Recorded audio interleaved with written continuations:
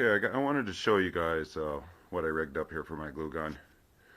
What the issue is they don't really make anything for this except for these chintzy little wire fold down stands that you'll see on these. And when you're using your glue gun, you don't want to keep unplugging it, replugging it. It's not like they even build it on off on these.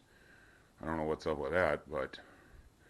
And then while you're working on projects or whatever, your glue gun's sitting there leaking glue out the end, and I really got sick of this. So here's what I did to solve this problem. So I took a piece of plywood. I found a piece of scrap metal that matches my trigger. And I took an old metal lid and screwed it on this so it catches all my drips. Now my trigger will lock right in there so it holds my gun. And all the drips go right in this little drip pan. Never any mess again. And it's wood so it doesn't get hot and mar any table surface or anything.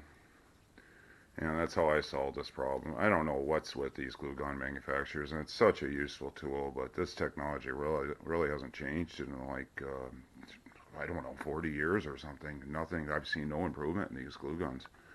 I don't know why. But anyway, I hope this helps you guys out. I hope you like my channel. Thanks for coming to my shop with me. Please subscribe.